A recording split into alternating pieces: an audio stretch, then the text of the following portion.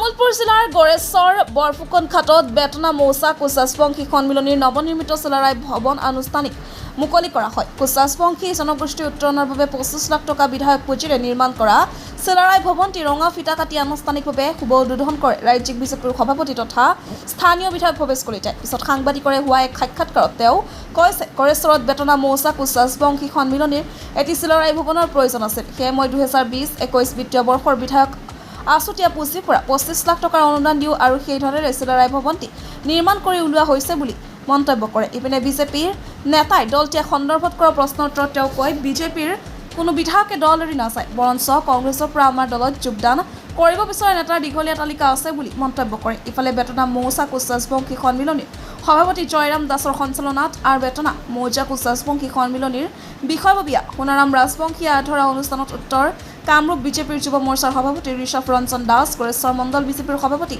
Mahendra Bora, Rampur ভিচিডিচিৰ chairman জগত চন্দ্ৰ ডেকা ধৰি কেইবাগৰাকী বিশিষ্ট ব্যক্তি উপস্থিত থাকে।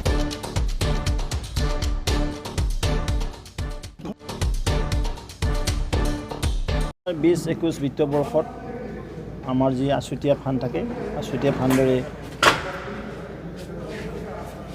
চিলাৰায় ভৱন এটি খুব প্ৰয়োজন আছিল। গড়েশ্বৰত বেতনা যি আমাৰ আঞ্চলিক চিলাৰায় বা লগতে কোচাছপংখী সন্মিলন আছে, তেওঁলোকৰ পৰা মোক অনুৰোধ জনাইছিল চিলাৰায় ভৱন এটা ইয়াত দৰকাৰ আছে।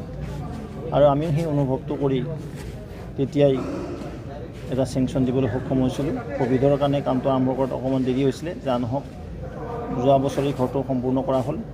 যিটো লোকসভা নিৰ্বাচনৰ অধ্যাদেশ জাৰি হ'ল, পৰৱৰ্তী সময়ত বানপানী আহিল আৰু আজিৰ এক শুভক্ষণত বেতনা আঞ্চলিক চিলাৰায় ভৱনটো মই আনুষ্ঠানিক উদ্বোধন কৰিলোঁ। আশা কৰিছোঁ কোচাছপংখী সন্মিলনৰ যি অনুষ্ঠান, এই নৃগোষ্ঠীটো আগবাঢ়ি যাওক, তেওঁলোকে মাজে সময়ে ইয়াত বিভিন্ন ধৰণৰ আলাপ আলোচনা কৰক, অন্যান্য কথা চিন্তা চৰ্চা কৰক। এই নৃগোষ্ঠীটোৰ উঠি অহা প্ৰজন্মৰ কিদৰে শৈক্ষিক, বৌদ্ধিক আৰু অৰ্থনৈতিক দিশেৰে আগুৱাই লৈ যাব পাৰে, এই গোটেইখিনি কথা চিন্তা চৰ্চা কৰাৰ কাৰণে এই ভৱনটো মই আজি ৰাইজৰ হাতত বা কোচাছপংখী সন্মিলনী বেতনা মৌজাৰ হাতত অৰ্পণ কৰিলোঁ। কিমান টকা ইয়াত 25 লাখ টকা দিয়া হৈছিলে। ৰাজ্যিক বিজেপিৰ সভাপতি পদটো স্থগিত ৰখা হৈছে, কাক দিছিল? স্থগিত মানে ধৰক খালী হৈ আছে। কি কোনটো যুৱ মৰ্চাৰ পদ? নাই, যুৱ মৰ্চাটো কাম চলি আছে। কোনে কৈছে স্থগিত ৰখা বুলি? হয়, স্থগিত নাৰাখে ন, কোনো পদবী এইটো ট্ৰেন্সফাৰ পোষ্ট নহয়। এইটো যে অমুকক ট্ৰেন্সফাৰ দিয়া হৈছিলে, তেওঁ ট্ৰেন্সফাৰটো মডিফাই কৰি এইটো মানে হেৰি হৈছে। আমাৰ সংগঠনৰ নিয়মতে চলে। বিজেপি যুৱ মৰ্চাৰ অৰ্থাৎ BJM বুলি কয়, ভাৰতীয় জনতা যুৱ মৰ্চাৰ সভাপতি পদটো কোনো স্থগিত ৰখা হোৱা নাই। ইতিমধ্যে বিজেপিৰ কেইবাগৰাকীও প্ৰাক্তন বিধায়ক আৰু সাংসদে অন্য দললৈ যোৱাৰ এটা লিষ্টখন দিয়কচোন, কোন কোন গৈছে এতিয়ালৈকে যোৱা নাই প্ৰস্তুতি? তেতিয়াহ'লে কোন গৈছে প্ৰস্তুতি লিষ্টখন মোক দিয়ক। নেতাই মোক দিয়ক। মানে কংগ্ৰেছৰ পৰা আহি আছে সদায় আমাৰ তাত। অশোক শৰ্মা যাব বুলিও এটা অশোক শৰ্মাৰ কথাটো আপোনালোকে জানে, যোৱা এবছৰ ধৰি অশোক শৰ্মাৰ গতিবিধি কেনেকুৱা আছে, আৰু এই ক্ষেত্ৰত মই যি ক'ব লাগে আগতে কোৱা হৈছে। বিধানসভাৰ নামটো মই শুনা নাই, আপুনি শুনা পাইছে নেকি?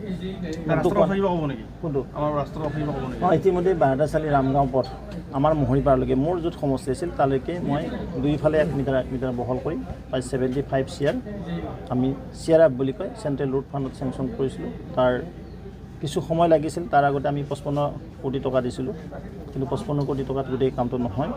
সেইকাৰণে SOPD হেড ষ্টেট চৰকাৰৰ ষ্টেট ফাণ্ডটো কেঞ্চেল কৰি পুনৰবাৰ তাত আৰু 20 কোটি টকা সংলগ্ন কৰা হ'ল। তাৰ কাৰণে হয়তো টাইম লাগিল, আৰু এতিয়া অহা 2 দিনৰ ভিতৰত এৱাৰ্ড কৰিব।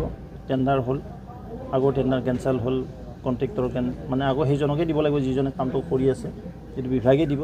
মই ভাবোঁ অতি সোনকালে বিভাগৰ যিখিনি ফৰ্মেলিটি বাকী আছে ফৰ্মেলিটি কৰাই।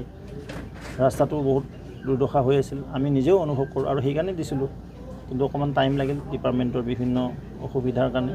যিহেতু এটা হেড চেঞ্জ কৰি আকৌ এটা নতুন হেড ক্ৰিয়েট কৰি, আৰু মই মোদীজীক ধন্যবাদ দিছোঁ, তেখেতে গাড়ীত বহিয়ে আমাক পইচাখিনি আবণ্টন দিলে, বা নীতিন গাডকাৰীজীক ধন্যবাদ দিছোঁ, পথ পৰিবহণ মন্ত্ৰী ডাঙৰীয়াক। CRF ফাণ্ডত বাহাদাচালিৰ পৰা মহৰীপাৰালৈকে প্ৰায় ডাবল লেনেই হ'ব।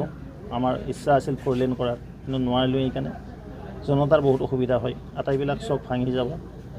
সৰু সুৰা ব্যৱসায়ী আছে আমাৰ অঞ্চলত, বহুত ডাঙৰ ব্যৱসায় নাই, তেওঁলোকে মাটি কিনিব নোৱাৰিব বা ব্যৱসায় চলত অসুবিধা পায়। সেইকাৰণে গোটেইখিনি কথা চিন্তা চৰ্চা কৰি আৰু গোটেইখিনি ৰাইজৰ আলোচনা কৰি আমি ডাবল লেনৰ ব্যৱস্থাটো কৰিলোঁ। আৰু আমাৰ ফ্লাইঅভাৰখনৰ ইতিমধ্যে DPR টেণ্ডাৰ হৈ গৈছে ইতিমধ্যে তেওঁলোকে এইটো ছাবমিট কৰিছে অতি সোনকালে ইয়াৰ যিটো প্লেন এষ্টিমেট হয় প্লেন এষ্টিমেটটো হোৱাৰ পিছত এই বলাৰ পিছত নিশ্চিতভাৱে আমাৰ দলংখন ৰেলৱেৰ যিটো ROB বুলি কয় ROBখনো চেংচন হ'ব ইতিমধ্যে ৰেল বিভাগৰ পৰা তেওঁলোকৰ যিটো NOC লাগে এই NOC আমাৰ গড়কাপ্তানি বিভাগে পাবলৈ সক্ষম হৈছে ৰাতিদিনা গুৰেশ্বৰত ভূপেন বৰাই কৈছে বান সাহায্য অনাত বিজেপি চৰকাৰ ব্যৰ্থ হৈছে বুলি কৈছে কংগ্ৰেছৰ দিনত মই আজি কৈছোঁ ভূপেন বৰা ডাঙৰীয়াক ট্ৰাকে ক'ত বিক্ৰী হৈছিল এইটোতো আমাৰ ভাৰতীয় জনতা পাৰ্টীৰ নেতৃত্বত চৰকাৰৰ সময়ত যথেষ্ট বান সাহায্য পাইছে কোনো বনাৰটোৱে কমপ্লেইন কৰা নাই যে আমি সাহায্য পোৱা নাই এভেইলেবল পাইছে ভূপেন বৰাই গমেই পোৱা নাই তেওঁ কংগ্ৰেছৰ চৰকাৰ থকা বুলি ভাবিছে এতিয়াও